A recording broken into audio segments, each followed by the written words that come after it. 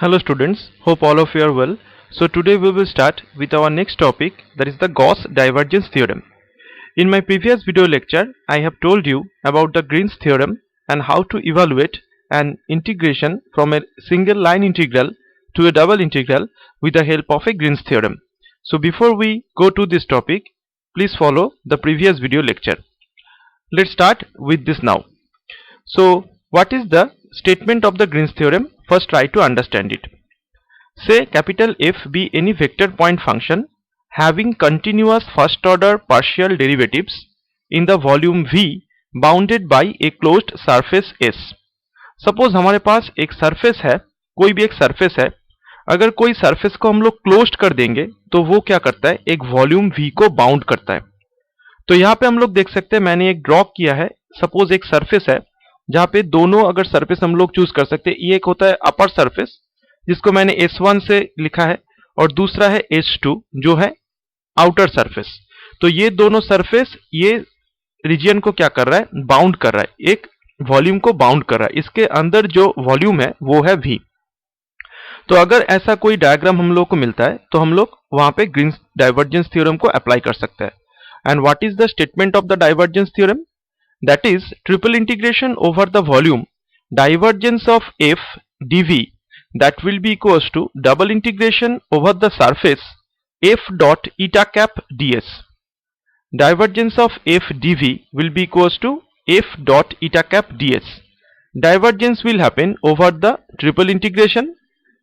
F dot eta cap ds will happen over the double integration, that is over the surface. Now what is this thing eta cap? Eta cap is nothing but the outward drawn unit normal vector to the surface S. S surface जहां पे रहेगा उसमें से outward drawn unit normal उसका direction होगा outside पे. Outside में जो यूनिट नॉर्मल S सरफेस से बाहर निकलता है वो हो जाता है eta cap. ठीक है, तो अगर इसको हम लोग अच्छे से देखना चाहते हैं तो हम लोग कुछ फॉर्मूला यहाँ पे कर लेते हैं. डाइवर्जेंस का फॉर्मूला तुम सभी को मालूम है, लेकिन मैं फिर से एक बार बता देता हूँ.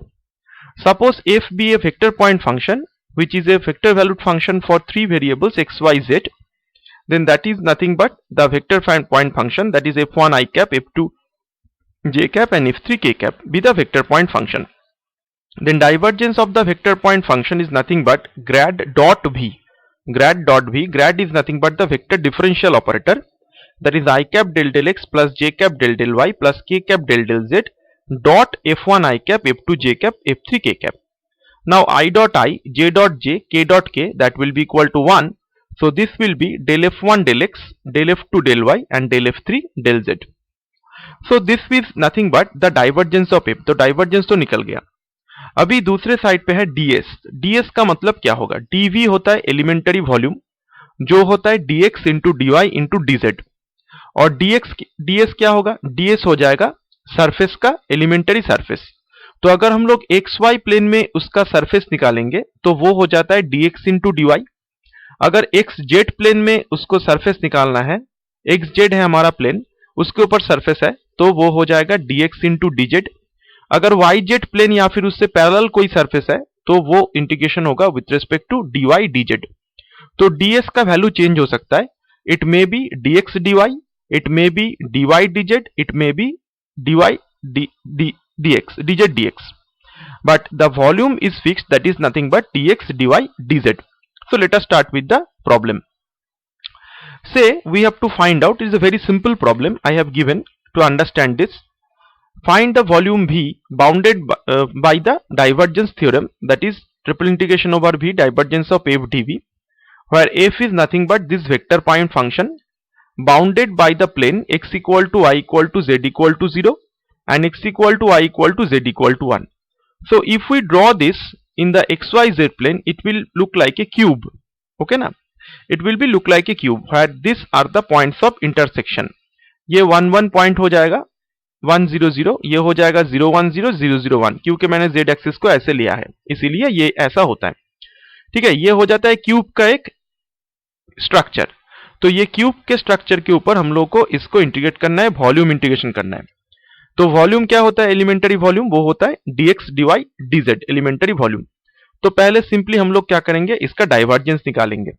तो डाइवर्जेंस क्या होता है, एफ अगर ये है, डाइवर्जेंस ऑफ एफ अभी मैं तुम लोग को कहा है कि क्या हो जाएगा, del del x F1 del del y F2 del del z F3 partial derivatives. तो simply take the derivatives, partial derivatives, and this will be equal to 4x plus 1। तो यहाँ पे हम लोग को इंटीग्रेट करना है। अभी तुम लोग देख सकते हो कि ये है अगर हमारा कोई क्यूब, तो क्यूब के ऊपर हम लोग ऐसे अगर इस x डायरेक्शन में जाएंगे तो ये है हमारा स्टार्टिंग पॉइंट 0 और ये मैक्सिमम कहां तक जा रहा है, 1 0 0 पे जा रहा है। तो x का लिमिट हो जाता है 0 to 1। y भी 0 से स्टार्ट होता है, मैक्सिमम कहां तक जाता है 0 1 0, तो y का भी लिमिट हो गया 0 to 1 और z का भी सिमिलरली लिमिट क्या हो जाता है 0 to 1। तो ये सभी कांस्टेंट लिमिट है, x का वैल्यू 0 to 1 है, y का वैल्यू 0 to 1 है, z का वैल्यू 0 to 1 है। अभी 4x प्लस 1 को इंटीग्रेट करेंगे, तो किसी के भी रिस्पेक्ट में हम लोग पहले इंटीग्रेट कर सकते हैं क्योंकि ये क्या हो चुका है, कांस्टेंट लिमिट हो चुका है। अगर वेरिएबल लिमिट होता तो उसके रिस्पेक्ट में वेरिएबल को पहले करते, उसके बाद कांस्टेंट को करते हैं, लेकिन यहाँ पे तीनों ही कांस्टेंट लिमिट है तो कोई से भी किसी से भी स्टार्ट कर सकते हैं, ठीक है ना। तो पहले मैं z के रिस्पेक्ट में करता हूं। अगर z के रिस्पेक्ट में करते हैं तो ये क्या हो जाता है 4x प्लस 1, ये पूरा कांस्टेंट टर्म हो जाता है। तो 4x का इंटीग्रेशन करेंगे z के रिस्पेक्ट में तो क्या आ जाएगा 4x z आएगा। 1 का इंटीग्रेशन करेंगे z के रिस्पेक्ट में तो z आएगा। 0 to 1 लिमिट बिठाएंगे तो यहाँ पे क्या क्या रह जाएगा, dy और dx रह जाएगा, dy dx रहेगा। अभी z का वैल्यू 1 पुट कर दो तो ये आ जाता है 4x प्लस 1, 4x प्लस 1 रह जाता है और यहाँ है dy। तो फिर से 4x को इंटीग्रेट करो y के रिस्पेक्ट में तो वो हो जाता है 4xy, प्लस 1 का इंटीग्रेट करो y हो जाता है, 0 to 1 लिमिट पुट करो ये आएगा। फिर से सिंपली x के रिस्पेक्ट में इंटीग्रेट करोगे तो आंसर आ जाता है 3, ठीक है, आंसर आ जाता है 3। बहुत ही सिंपल सा है, ठीक है, आसान सा है। अभी जो प्रॉब्लम नंबर 2 मैं तुम लोग को बोलूंगा यही बहुत ही इंपॉर्टेंट प्रॉब्लम है और यही प्रॉब्लम सेवरल टाइम्स रिपीट होता है एग्जाम में। कोई भी एक डाइवर्जेंस का प्रॉब्लम दिया हो रहेगा तो एग्जाम में तो समझ लेना यही प्रॉब्लम दिया हो रहेगा, ऐसा एक गारंटी है। 95% चांस है कि अगर डाइवर्जेंस का कोई भी प्रॉब्लम आएगा तो यही प्रॉब्लम आएगा। तो हम लोग को इसको अच्छे से समझना है। वेरीफाई द डाइवर्जेंस थ्योरम, यहाँ पे देखो वेरीफाई करने के लिए कहा है, इसका मतलब क्या हो गया, वेरीफाई करने का मतलब है left hand side right hand side दोनों को सेटिस्फाई करना है, दोनों को निकालना है, दोनों का वैल्यू सेम आना चाहिए। लेफ्ट हैंड साइड पे ट्रिपल इंटीग्रेशन करेंगे, राइट हैंड साइड पे डबल इंटीग्रेशन करेंगे। तो एक्चुअली ग्रीन्स थ्योरम में अगर हम लोग सोचते हैं तो ग्रीन्स थ्योरम में लाइन इंटीग्रेशन से हम लोग सरफेस इंटीग्रेशन में जा सकते हैं, that is line integral can be converted to the surface integral. And from divergence theorem what we can see, that is from the volume integration we can go to the surface integration or vice versa, from the surface integration also we can go to the volume integration, ठीक है। तो line से surface में जाएंगे scalar field में तो वो देगा हम लोग को ग्रीन्स थ्योरम। अगर वॉल्यूम से सरफेस पे जाएंगे या फिर सरफेस पे वॉल्यूम जाएंगे वेक्टर फील्ड पे तो वो हो जाएगा application of the divergence theorem, ठीक है। तो अभी इसको समझ लेते हैं। Verify divergence theorem for the function, function है हमारे पास, अच्छा फंक्शन है, आई कैप जे कैप के कैप बहुत सारा है, ठीक है, कोई बात नहीं है, इजी हो जाएगा problem. Taken over a cube bounded by x equal to 0 x equal to 1 y equal to 0 y equal to 1 z equal to 0 z equal to 1। तो प्रीवियस डायग्राम जो है उसके ऊपर ही हम लोग को इसको सॉल्व करना है। तो पहला स्टेप तो अभी तुम लोग को मालूम है, हम लोग क्या करेंगे, सिंपली एफ फंक्शन का डाइवर्जेंस निकालेंगे। तो डाइवर्जेंस मैंने निकाला है del del x of F1 del del y of F2 del del z of F3। इसको सिंपली डाइवर्जेंस निकालेंगे तो डाइवर्जेंस निकालने के बाद इसका वैल्यू क्या आ जाता है 4z माइनस वाई, ठीक है, 4z माइनस वाई है डाइवर्जेंस का वैल्यू। अभी हम लोग को क्या करना है, ट्रिपल इंटीग्रेशन करना है, लेफ्ट हैंड साइड का वैल्यू निकालना है। तो ट्रिपल इंटीग्रेशन करेंगे डाइवर्जेंस ऑफ एफ डीवी, तो डीवी का मतलब है dx dy dz elementary volume. तो अभी देखो पिछले प्रॉब्लम में भी जो था यहाँ भी सेम हो रहा है, x का वैल्यू 0 से 1 तक जा रहा है, y का वैल्यू 0 से 1, z का वैल्यू 0 से 1। तो x का लिमिट हो गया 0 to 1, y का लिमिट है 0 to 1, z का भी लिमिट है 0 to 1 और तीनों लिमिट क्या है, कांस्टेंट है। तो अगर तीनों लिमिट कांस्टेंट होगा तो इसका वैल्यू हम लोग क्या कर सकते हैं, आराम से निकाल सकते हैं, जैसे मैंने अभी पिछले प्रॉब्लम में किया है। तो उसको चेक कर लो और वैसे भी मैंने किया हुआ है, इसको चेक करके इसका वैल्यू निकालो और इसका रिजल्ट आ जाता है 3/2, ठीक है। सिंपली पुट करेंगे, जेड के रिस्पेक्ट में करेंगे, उसके बाद वाई के रिस्पेक्ट में करेंगे, उसके बाद एक्स के रिस्पेक्ट करेंगे और लिमिट बिठाएंगे तो आसानी से ये रिजल्ट आ जाता है 3/2। अभी हम लोग को सरफेस इंटीग्रेशन करना है। सरफेस इंटीग्रेशन देखो यहाँ पे डिफिकल्टी देता है, इसके लिए मैं तुम लोग को एक बात बताना चाहता हूं, ये जो प्रॉब्लम अगर आ जाएगा एग्जाम पे ये जनरली 10 मार्क्स का प्रॉब्लम है, तो नियर अबाउट 7 to 10 मार्क्स ये प्रॉब्लम कैरी करेगा, ठीक है। तो तुम लोग समझ सकते हो कि 7 to 10 मार्क्स अगर करिए करेगा तो प्रॉब्लम कितना लेंदी होगा। ठीक है, तो प्रॉब्लम बहुत लेंदी नहीं होगा, आसानी है, थोड़ा कैलकुलेशन करना पड़ेगा। तो देखो, एक क्यूब का कितना सरफेस होता है, 6 सरफेस होता है। तो 6 सरफेस के ऊपर हम लोगों को इंटीग्रेशन करना है। तो इसका मतलब हम लोग को क्या करना है, 6 सरफेस इंटीग्रेशन करना है। 6 time we have to find out the surface integration. After find out the 6 surface integration, we will take the sum of all 6 surface integration and we will check whether the right hand side value is actually coming to the left hand side value 3/2 or not। तो यहाँ पे हम लोग अच्छे से समझ लेते हैं। मैंने जो सरफेस है, सरफेस को यहाँ पे लिखा है, देखो S1 with the surface AGEF। AGEF ये फ्रंट जो सरफेस है हम लोग देख सकते हैं, ये सरफेस ये है x एक्सिस, ये है y एक्सिस, ये है z एक्सिस। AGEF जो सरफेस है, ये सरफेस कौन से प्लेन का पैरेलल है, ये सरफेस YZ प्लेन का पैरेलल है। ठीक है, तुम लोग देख सकते हो YZ प्लेन क्या है, पीछे है, और ये सरफेस कुछ सामने है। AGEF this is the surface which is nothing but parallel to the YZ plane. ठीक है, और इसका जो बैक साइड पे जो सरफेस है, बैक साइड पे कौन सा सरफेस है, 0BDC, ये है हमारा सरफेस H2। तो 0BDC है हमारा H2 और AGEF ये है हमारा S1।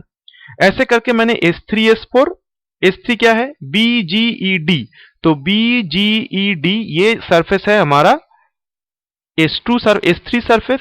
ये सरफेस किससे पैरेलल होता है, XZ प्लेन से पैरेलल होता है।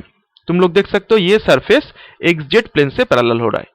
और इसके ठीक पीछे क्या है, 0AFC, 0AFC that is the S4 surface. ऐसे करके S5 क्या है, EFCD ऊपर में जो है ये XY प्लेन का पैरेलल है, और नीचे है GAOB। ठीक है, 6 सरफेस मैंने लिखा हुआ है। अभी इसी सरफेस के ऊपर हम लोग को इंटीग्रेट करना है। एक सरफेस इंटीग्रेशन कर लो, सभी ऑटोमेटिकली हो जाएगा। देखो बहुत ही आसान है। अभी AGEF को सोचते हैं। AGEF ये सरफेस कौन सा सरफेस के साथ पैरेलल है, YZ प्लेन का पैरेलल है। तो अगर ये सरफेस YZ प्लेन का पैरेलल होगा तो यहाँ पे वेरिएबल है Y और Z। ठीक है, तो ये जो सरफेस है ये यहाँ पे x इक्वल्स टू 1 डिस्टेंस पे आके फिक्स्ड हो चुका है। A का जो पॉइंट होगा वो होगा 1 0 0। तो ये जो सरफेस है AGEF वो ओरिजिन से 1 डिस्टेंस आके x इक्वल टू 1 डिस्टेंस आके फिक्स्ड हो चुका है। तो x का वैल्यू है 1 इस सरफेस के ऊपर। इस सरफेस के ऊपर कोई भी पॉइंट लेंगे तो उस पॉइंट में x का वैल्यू हो जाएगा 1। इसी को मैंने लिखा है x इक्वल टू 1। अभी ये जो सरफेस है ये सरफेस YZ प्लेन का पैरेलल है। तो ये सरफेस अगर YZ प्लेन का पैरेलल होगा तो यहाँ पे जो ds है एलिमेंटरी सरफेस, तो एलिमेंटरी सरफेस क्या हो जाएगा, dy इंटू dz, क्योंकि ये सरफेस कौन से सरफेस का पैरेलल है, YZ सरफेस का पैरेलल है। तो ये सरफेस का एलिमेंटरी सरफेस हो जाएगा ds equal to dy dz, मैंने यहां पे लिखा है। और अभी चले आते हैं ईटा कैप। ईटा कैप क्या था, ईटा कैप था आउटवर्ड ड्रॉन यूनिट नॉर्मल। जो सरफेस होगा उससे बाहर आएगा वो नॉर्मल बाहर आएगा। ठीक है ना, यूनिट वेक्टर बाहर आ जाता है। तो x axis, along x axis what is the normal vector, that is I cap. तो अगर ये है हमारा सरफेस, इस सरफेस से कौन सा वेक्टर बाहर आएगा, जो वेक्टर बाहर आएगा वो x वेक्टर का पैरेलल होगा, x एक्सिस का पैरेलल होगा।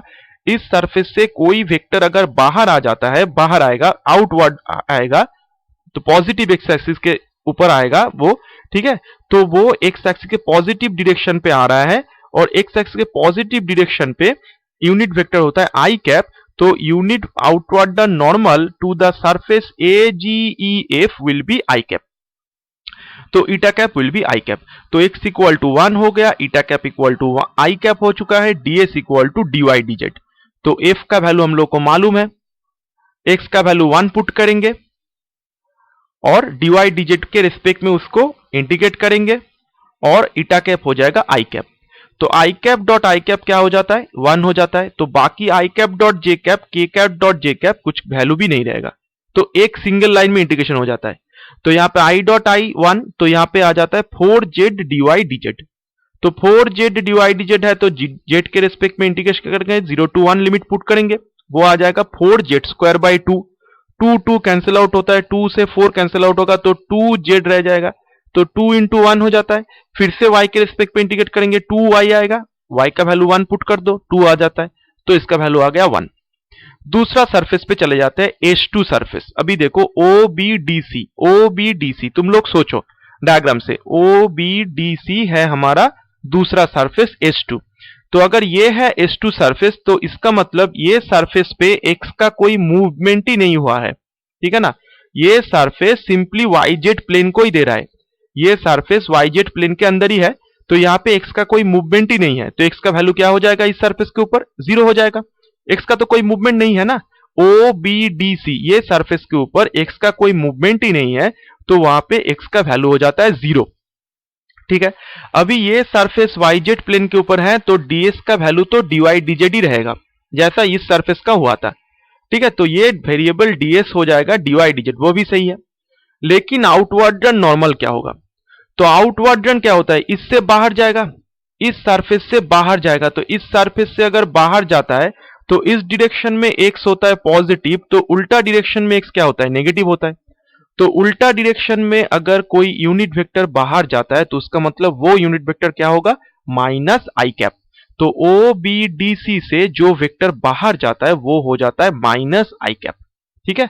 Outward unit normal which is coming out from the surface OBDC। अभी हम लोग चेक कर लेते हैं, ठीक है। तो अभी चले आओ यहाँ पे OBDC पे हम लोग देखते हैं, x का वैल्यू है 0, अभी तुम लोगों को मैंने बताया है। ईटा कैप का वैल्यू क्या हो जाएगा, माइनस j कैप, और ds क्या हो जाएगा, dy dz। तो f डॉट ईटा कैप क्या हो जाएगा, x का वैल्यू है 0, yz तो जैसा है वैसा ही रहेगा, माइनस आई कैप इंटू dy dz होगा, आई कैप इंटू आई कैप 1 होता है, लेकिन यहाँ पे तो 0 है, तो इस value of this integration will total become 0। तो यहाँ पे देखो H3 सरफेस है BGED, तो BGED क्या है, BGED equals to this surface BGED। So this surface is nothing but parallel to which surface, that is the xz plane, okay, it is surface parallel to the xz plane। तो अगर ये xz plane का parallel है तो यहाँ पे जो ds होगा एलिमेंट्री सरफेस वो क्या हो जाएगा, dx इंटू dz हो जाएगा, ठीक है। अभी समझ में आ गया कैसे आ रहा है। अभी यहाँ पे ईटा कैप क्या हो जाएगा, ईटा कैप देखो क्या होता है, BGED से कौन सा वेक्टर यहाँ से निकल रहा है पॉजिटिव डायरेक्शन पे, यहाँ पे हम लोग देख सकते हैं y वेक्टर निकल रहा है, तो y along y axis which vector is the unit vector along y axis, that is the j cap। तो यहां से जो वेक्टर बाहर जाएगा वो y एक्सिस के बाहर along होगा, तो पॉजिटिव y एक्सिस के डायरेक्शन में कौन सा वेक्टर बाहर जाता है वो होता है j कैप, ठीक है, प्लस j कैप। और अगर हम लोग इसी को OAFC इस सरफेस के ऊपर इंटीग्रेट करेंगे, OAFC, तो वहां पे आउटवर्ड डन यूनिट नॉर्मल क्या हो जाएगा, माइनस जे कैप, क्योंकि वो कौन सा डायरेक्शन में जाएगा, माइनस वाई एक्सिस के डायरेक्शन में जाएगा, तो ऑपोजिट डायरेक्शन में जाता है तो वो हो जाता है minus J cap. Similarly if we consider CFED या फिर EFCD इस सरफेस के अगर हम लोग चूज करेंगे तो यहां पे हम लोग देखेंगे कि ये जो सरफेस है वो जेड एक्सिस के ओर जा रहा है, ठीक है, जेड एक्सिस के ऊपर। तो जेड एक्सिस के ऊपर अगर जा रहा है तो यहां पे जो वेक्टर होगा वो होगा के कैप पॉजिटिव डायरेक्शन में, और ठीक उल्टा नीचे हो जाएगा माइनस के कैप। तो मैं बता रहा था BGED के बारे में, तो BGED में ईटा कैप हो जाता है जे कैप, ds हो जाता है dx इंटू dz, और यहां पे देखो जो BGED सरफेस है वो 0 से y इक्वल टू 1 तक आके रुका हुआ है, तो y को 0 से 1 तक रुका गया यहाँ पे, तो y का वैल्यू हो गया 0 to 1, तो 1 इस सरफेस के ऊपर y का वैल्यू हो गया 1, वो फिक्स्ड हो चुका है। लेकिन क्या वैरी हो जाएगा, x और z वैरी होगा, क्योंकि ये सरफेस किस सरफेस का पैरेलल है, xz सरफेस का पैरेलल है। तो यहाँ पे x का वैल्यू होगा 0 to 1, y का z का वैल्यू होगा 0 to 1, लेकिन y का वैल्यू फिक्स्ड है, y का वैल्यू हो जाएगा 1, देख सकते हो, मिल गया। Similarly try to find out the surface integral for the other surfaces, and after taking all the surface integral I have simply taken the addition of the all terms, maximum term ही 0 आ चुका है, 3 term हम लोग को मिलेगा 3, एक आ जाता है 2 minus 1 plus 1/2, ठीक है, तीनों का ऐड करेंगे तो आ जाएगा 3/2। तो हम लोग यहाँ पे प्रूफ कर चुके हैं, इसका वैल्यू है 3/2, और सरफेस इंटीग्रल करने के बाद भी वैल्यू है 3/2, इसका मतलब divergence theorem is verified. Same type of problem I have given here, but very interesting problem. Evaluate the value of the value using divergence theorem. Surface integral ही है, लेकिन इसको हम लोग को किससे वैल्यू निकालना है? डाइवर्जेंस थ्योरम से इसका वैल्यू निकालना है. तो यहां पे देखो dy dz के साथ जो टर्म होगा वो हो जाएगा f1, dz dx के साथ जो टर्म होगा वो होगा f2, dx dy के साथ जो टर्म होगा वो होगा f3. ठीक है, वो कैसे हम लोगों ने निकाला है देखो. डाइवर्जेंस ऑफ f का फॉर्मूला क्या होता है? Del f1 del x plus del f2 del y plus del f3 del z.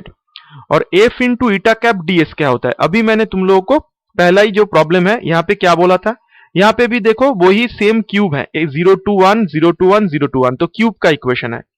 तो क्यूब का इक्वेशन अगर होगा तो dy dz है अगर हमारा टर्म, तो यहाँ पे ईटा कैप का मतलब होगा i कैप. यहाँ पे dz dx है तो y मिसिंग है, तो इसका मतलब ये हो रहा है y के डायरेक्शन पे, तो ये होगा j कैप. यहाँ पे dx dy है तो यहाँ पे z मिसिंग है, तो ये हो रहा है k कैप के रिस्पेक्ट में. ठीक है ना, तो यहाँ पे होगा i कैप, यहाँ पे होगा j कैप, यहाँ पे होगा k कैप. ईटा कैप का वैल्यू हम लोग को मालूम हो चुका है. तो ये होगा f1, ये होगा f2, ये होगा f3. तो सिंपली हम लोग इसको कंपेयर कर लेते हैं. कंपेयर करने के बाद f1 f2 f3 का वैल्यू निकल गया. Now we need these values on the left hand side because we cannot find out the value. It is given that we have to use the divergence theorem. So from the surface integration we have to go to the volume integration use the help of the divergence theorem. So this is our f1, this is our f2 f3. So after find out f1 f2 f3 we have simply find out del f1 del x, del f2 del y, del f3 del z. Find out these values and simply find out the divergence because the limits is already constant, that is 0 to 1 0 to 1 and 0 to 1.